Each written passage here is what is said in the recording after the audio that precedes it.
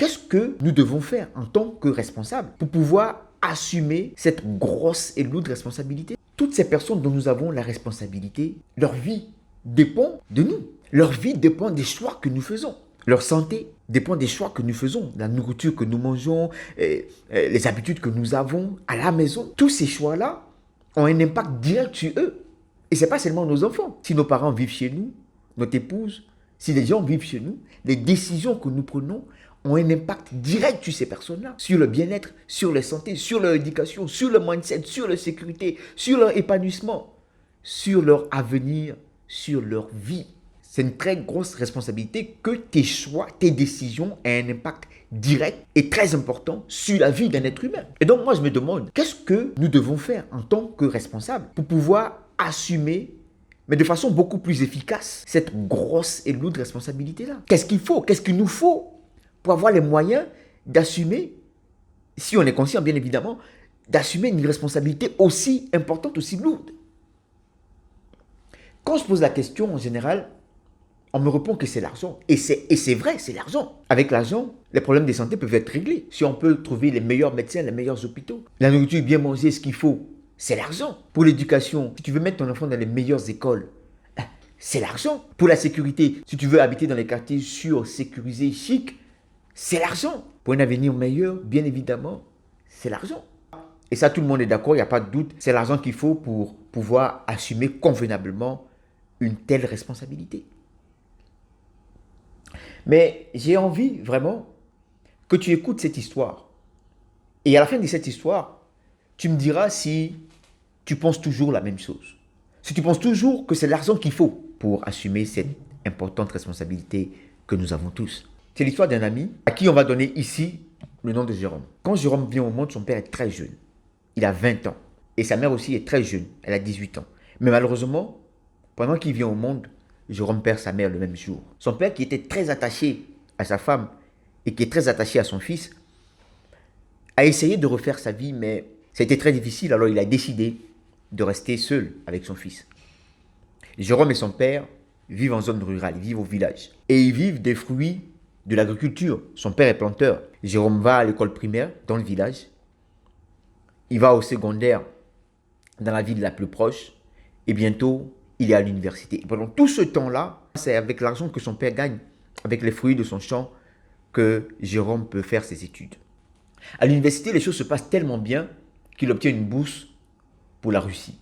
Une fois là-bas, il est major de sa promotion. Et quand il rentre au pays, il se voit octroyer un très bon poste et un très bon salaire. Jérôme a une très belle maison, une très bonne situation. Alors il décide que la vie que son père a menée jusque-là ne doit pas continuer. Il estime que son père a trop souffert pour lui. Alors il va voir son père et lui dit « Papa, tu as vraiment souffert pour moi. Tu as fait tout ce qu'il fallait pour moi. Heureusement, aujourd'hui, j'ai une situation et je pense que tu ne dois plus continuer à mener la vie que tu mènes jusqu'à aujourd'hui. Il faut que les choses changent pour toi. J'ai décidé que les champs soient laissés à des ouvriers qui vont nous faire le point constamment et que toi, tu viennes habiter avec moi, tu viennes vivre avec moi en ville. » Une très bonne nouvelle. Jérôme prend son père en ville avec lui. La vie du père de Jérôme a littéralement changé. Quelques mois après que le père de Jérôme soit parti en ville, il décide d'aller dire bonjour, comme on dit chez nous, saluer les gens du village. Alors, un week-end, il fait un tour au village pour saluer les parents. Mais tout le monde est content de voir comment le père de Jérôme a changé. Tout le monde lui dit qu'il a grossi, qu'il a pris des joues et que sa peau a même changé de couleur. Tout le monde est content et tout le monde rêve d'avoir un fils comme Jérôme pour être aussi reconnaissant et sortir ses parents des situations difficiles. Jérôme est fier de ce qu'il a fait pour son père et il ne connaît pas un autre moyen qu'il aurait pu utiliser pour remercier son père pour tous les sacrifices qu'il a fait dans sa vie. Quelques mois après qu'il soit rentré en ville, le père de Jérôme se plaint de malaise. Il a souvent la fièvre, il a le bas du pied qui chauffe, il a des courbatures, il a des douleurs. Jérôme décide qu'ils aillent faire un tour à l'hôpital pour des examens. Mais les examens ne montrent rien de particulier. Le médecin trouve qu'il est certainement peut-être un peu fatigué. On lui donne des calmants, des remontants, des vitamines et c'est vite passé. Mais 3 mois après, les mêmes problèmes reviennent. Jérôme décide de retourner voir le médecin pour voir ce qui ne va pas. Après les examens, malheureusement, on se rend compte que le père de Jérôme a le diabète de type 2. Jérôme a les moyens, donc il contacte un diabétologue pour suivre son père. Ce qui devait être fait est fait, il a les médicaments qu'il faut et il est suivi. Mais un jour, un dimanche, Pendant qu'ils sont assis sur la terrasse en train de discuter, Jérôme remarque sur le pied de son père une grosse tache noire. Alors il demande à son père ce que c'est. Son père lui dit que c'est une sorte de blessure, mais qu'il ne sent pas vraiment la douleur. Il va à l'hôpital et se rend compte que, en fait, à cause du diabète, le père de Jérôme ne sent pas vraiment ses extrémités. Et cela a fait que, comme il n'a pas de douleur, il n'a pas vraiment considéré la plaie qu'il avait qui s'est aggravée. Après la consultation, il faut malheureusement amputer le père de Jérôme. Jérôme essaie de voir toutes les possibilités, il a les moyens, il essaie de contacter tout ce qu'il peut contacter, mais le diagnostic est le même, il faut amputer son père. L'amputation se fait, tout se passe bien, la famille de Jérôme est triste, mais au moins on s'est dit, il est encore en vie. 3 mois après, le père de Jérôme commence à se plaindre de douleurs à la poitrine. On fait des analyses et le père de Jérôme a un problème au cœur. Jérôme s'est dit que cette fois-ci, il faut qu'il prenne les devants. Il faut consulter les meilleurs médecins pour ne pas que le pire arrive. Alors il se renseigne et il trouve pour lui le meilleur cardiologue au Maroc.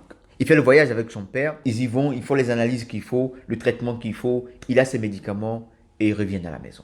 Malheureusement, quelques semaines plus tard, le père de Jérôme pique une crise et décède. Le père de Jérôme est décédé à 50 ans. 50 ans, c'est très jeune. Qu'est-ce qui s'est passé? Le diabète de type 2, lui, apparaît généralement chez les personnes de plus de 40 ans. Les causes sont le surpoids, l'obésité, le manque d'activité physique. Jérôme ne saura ce qui s'est passé seulement des années après, quand lui-même a commencé à avoir les mêmes symptômes et qu'il a eu la chance de tomber sur un médecin qui lui a dit clairement que tout ce qu'il avait comme problème était dû à son alimentation et à sa sédentarité. C'est seulement en ce moment-là que Jérôme s'est rendu compte que tout ce qui arrivait à son père, c'était par lui. Le père de Jérôme, avant d'habiter chez Jérôme, faisait de l'activité physique. Il marchait des kilomètres. Il travaillait au champ pendant des heures. Et quand il est parti chez son fils, il ne faisait plus d'activité physique. Le père de Jérôme, quand il était au village, était constamment exposé au soleil et à l'air pur, l'air naturel. Quand il est parti chez son fils, il était tout le temps enfermé dans la maison, sous la clim. Quand le père de Jérôme vivait au village, il mangeait des produits frais et il mangeait une fois par jour. Son corps avait le temps d'éliminer les déchets. Mais quand le père de Jérôme est parti habiter chez Jérôme, il mangeait non seulement des produits qui n'étaient ni naturels ni sains, mais pire, il mangeait tout le temps. Ce qu'on n'avait pas le temps d'éliminer les déchets, et parce qu'il ne faisait pas d'activité physique, il a dû augmenter le taux de sucre dans son sang. Dans cette situation-là, Jérôme avait de l'argent. La preuve, il amenait son père partout où il fallait l'emmener. Il avait l'argent, mais cet argent n'a pas permis de payer la bonne nourriture. Il avait l'argent, mais cet argent n'a pas permis de prendre les bonnes décisions pour son père. Jérôme, croyant donner de l'amour à son père, a tué son propre père. C'est incontestable, nous ne pouvons pas vivre sans l'argent. Mais quand on regarde l'histoire de Jérôme, on se rend compte qu'il y a autre chose. Il y a autre chose qui est, dans ce cas-ci, la connaissance. Et qu'en réalité, l'argent ne nous sert bien que quand nous avons la connaissance. La vie de nos enfants, la vie de notre famille, la vie de ceux dont nous avons la responsabilité dépend de nos choix, dépend de nos décisions. Pour faire les meilleurs choix, pour avoir les meilleures décisions, il faut certes avoir les moyens financiers, mais il faut surtout avoir les moyens qui permettent à ces moyens financiers-là d'être bien utilisés. J'espère que cette vidéo t'a fait réfléchir et j'espère aussi que tu sauras trouver le bon moyen pour pouvoir prendre soin de toi et de ta famille. On est ensemble.